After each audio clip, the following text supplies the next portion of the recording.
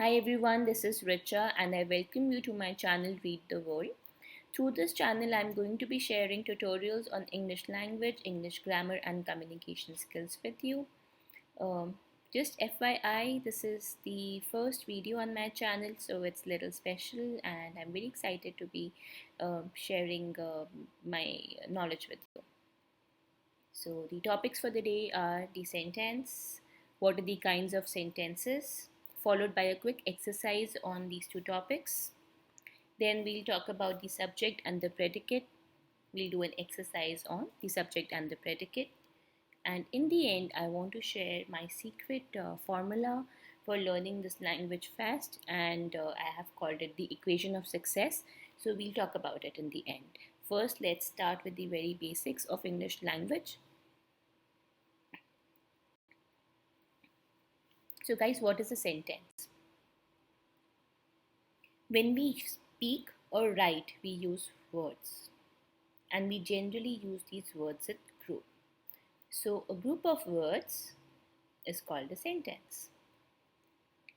But that group of words, it should make complete sense to be able to be called a sentence.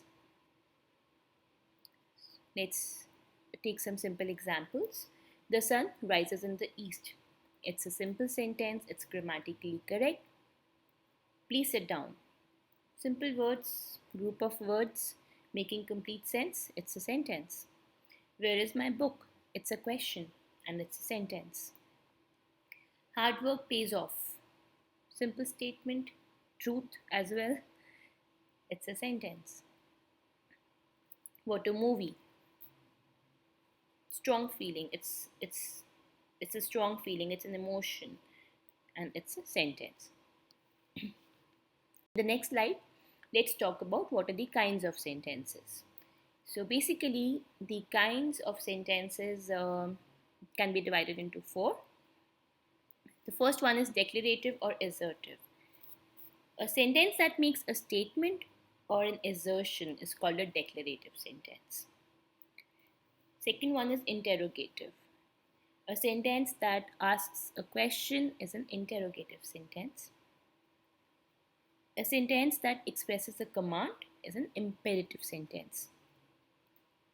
And a sentence that expresses a strong feeling or an emotion is an exclamatory sentence.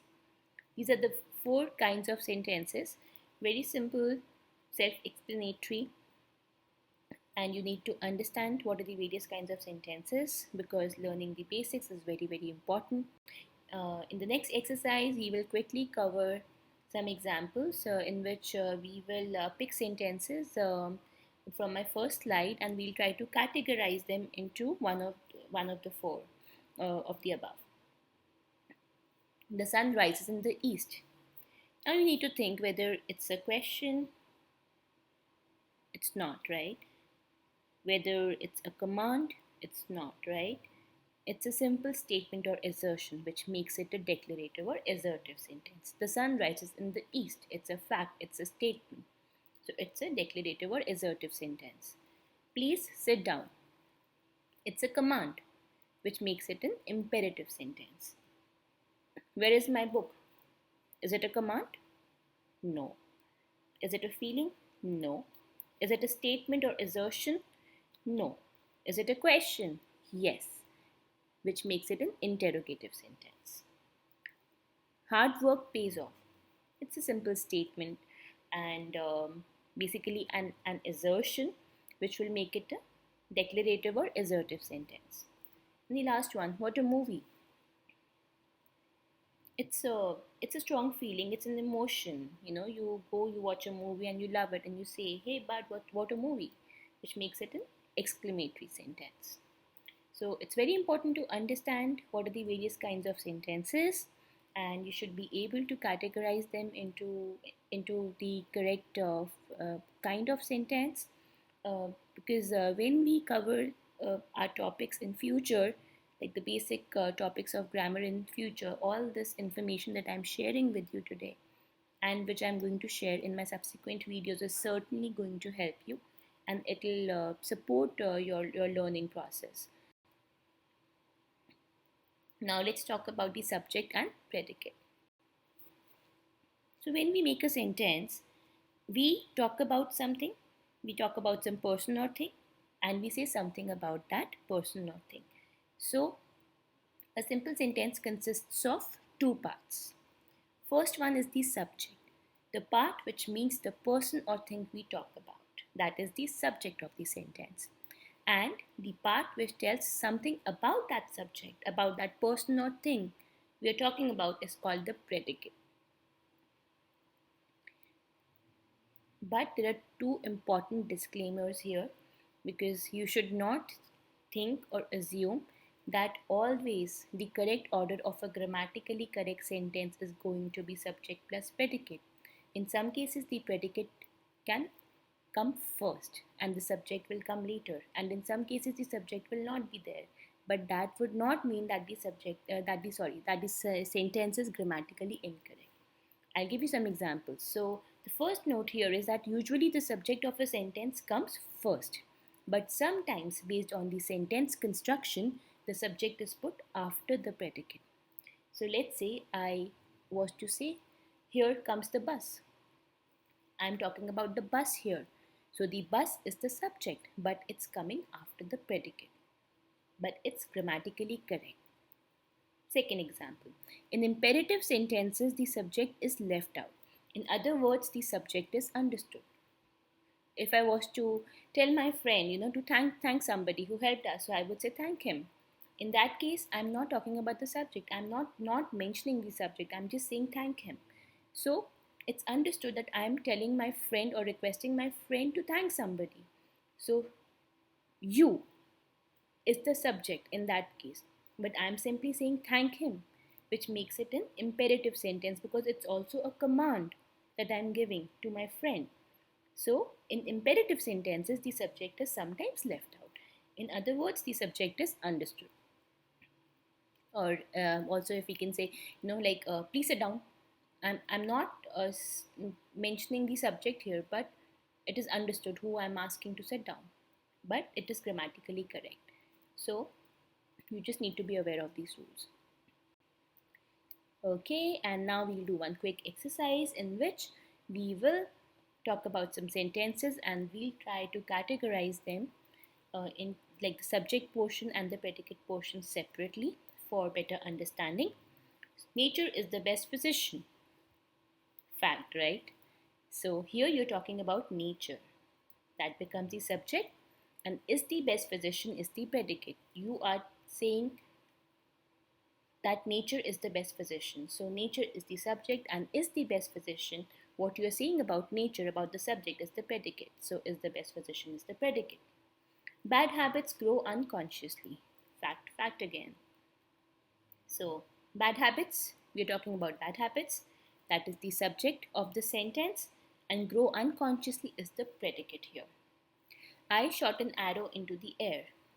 Now this one's a little tricky, guys. What do you think is the subject here? Is it the arrow or I? Okay, time over. The subject is I. You are talking about yourself and you have done some action.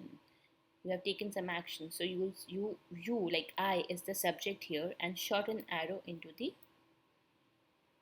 air. On the top of the hill lives a saint.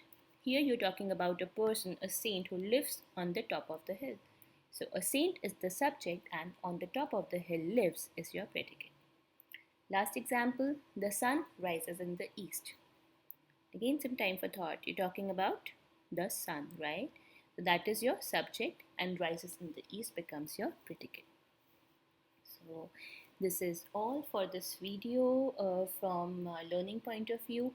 But as I promised in the beginning, I want to share the equation of success, my secret formula to learning this language fast and learning it in the right way. So the first one is that this is a tip from my side: devote 10 minutes daily to reading aloud. Out of 24 hours in a day, if you can just shell out 10 minutes of your busy schedule and get into a room, grab an English newspaper or an English book and read it loudly. it is going to lead to to three benefits. The first one is that you will improve on your fluency. Second, you will get to learn new words which will improve your vocabulary. And the third one is that you will also start to understand the correct construction of sentences. In other words, you will start to understand the rules of grammar, which will help you, learn from my future videos, and it will support your learning process. Second one is to learn the basics of grammar. Guys, foundation of anything and everything is very important. So it's very important that you concentrate and stay focused on learning the basics of grammar first before you think that you can start making very complex sentences. It's important to learn the basics of grammar and start with simple sentences, and then of course we will get to that level as well, where we will talk about the intermediate or the advanced language thing. And the last one is the key to success in anything and everything. You just need to have a little bit of patience, and you need to carry your positive attitude. Rome was not built in a day, and it will take time. But yes, I'm here to support you.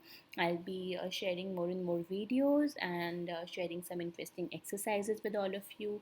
But you will also need to do your bit here. You'll have to devote some time and try to shell out some extra time as well. But you'll have to be patient and carry a positive attitude, and then certainly you'll be achieving your goal of being good at the language. And lots of practice in free time is icing on the cake. Whenever you are traveling, or you have some spare time, I would advise that you read. You just develop the habit of reading a book. It doesn't matter whether you finish it in a week or in 2 months or in a year, but it's important to at least shell out some time in reading that book. And it will also support your learning process, and it will be a part of your practice. So this is all for today, guys. I am really looking forward to sharing more and more videos on this channel, and I hope you like this video. Please share your comments here, and do subscribe to my channel for more informative videos on English language and English grammar. This is Richa signing off. Thanks for watching. Bye bye.